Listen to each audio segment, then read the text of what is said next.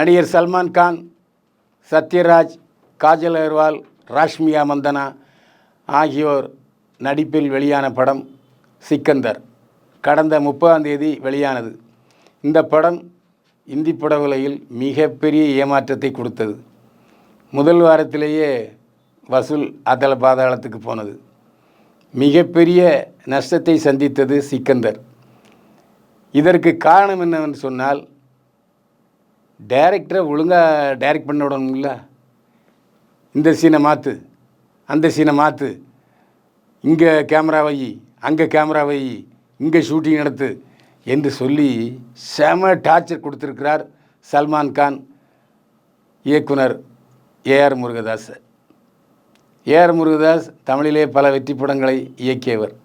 பொதுவாக ஒரு இயக்குநர்களுடைய கற்பனை திறனை கருத்தில் கொண்டு அவர்களுக்கு எந்தவித இடையூறும் இல்லாமல் சுதந்திரமாக அவர்களை செயல்பட விட்டால்தான் ஒரு படம் சக்ஸஸ் ஆகும். ஒரு ஹீரோ அதில் உள்ளே போந்து கச்சா முச்சான்னு டார்ச்சர் பண்ணாருன்னா அந்த படம் ஓடாது. இப்போது மும்பையில் உள்ள அத்தனை பேரும் சினிமாக்காரர்கள் சல்மான் கான் ஏஆர் முருகதாஸ் கொடுத்த டார்ச்சர் காரணமாகத்தான் சிக்கந்தர் ஃப்ளாப் ஆனது என்று சொல்லி கொண்டிருக்கிறார்கள். இதனால் சல்மான் கான் மூடவுட்டில் இருக்கிறார். தினந்தோறும் புத்தம் புதிய சேலைகளை கட்டும் சினேகா. காரணம் என்ன? சினேகா சமீபத்தில் த கோட் படத்தில் விஜய்க்கு ஜோடியாக நடித்திருந்தார். இப்போது அவருடைய கவனம் விளம்பர படங்களில் அதிகமாக இருக்கிறது. சமீபத்திலே நிருபரிடம் பேசும் பொழுது, நான் சினேகாலயா என்ற ஜவுளி கடை நடத்தி வருகிறேன். இந்த ஜவுளி கடையில் பலதரப்பட்ட பட்டு சேலைகள், ஃபேன்சி சேலைகள் இருக்கிறது. நான் ஒரு நிகழ்ச்சியில் அணிந்து கொண்ட சேலையை மறு நிகழ்ச்சியில் அணிய மாட்டேன். தினமும் ஒவ்வொரு சேலைகளை அணிந்து கொள்வேன். இதற்கு காரணம் என்ன என்று நீங்கள் கேட்பீர்களே. ஆனால் நான் ஒரு நிகழ்ச்சியிலே, திருமண நிகழ்ச்சியிலே ஒரு பட்டுப்புடவையை கட்டி போயிருந்தேன். அடுத்து இன்னொரு திருமண நிகழ்ச்சியிலும் அதே பட்டுப்புடவையை கட்டி போயிருந்தேன்.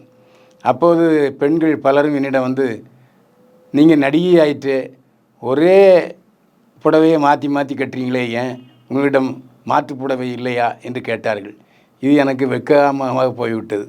இதன் காரணமாக இப்போதெல்லாம் ஒவ்வொரு நிகழ்ச்சிகளுக்கும் வெவ்வேறு உடைகளில் வருகிறேன் என்று சொன்னார் சினேகா. பாடகரின் குற்றச்சாட்டுக்கு ஏஆர் ரஹ்மானின் தடாலடி பதில். ஏஆர் ரஹ்மான் தன்னுடைய இசையமைப்பில் டிஜிட்டல் முறையில் பயன்படுத்துகிறார். ஒரிஜினல் இசைக்கருவிகளை பயன்படுத்தவில்லை. இதனால் இசைக்கலைஞர்களுடைய தொழில் பாதிப்பு ஏற்பட்டிருக்கிறது என்று குற்றம் சாட்டினார் ஒரு பாடகர். இந்தி படங்களில் அதிகமான பாடங்களை பாடிக்கொண்டு போவர் முஜிபித் பட்டாச்சாரியா. இவர்தான் இந்த புகாரை ஏஆர் ரஹ்மான் மீது சுமத்தியிருக்கிறார். இதை கண்டு கோபப்படவில்லை ஏஆர் ரஹ்மான்.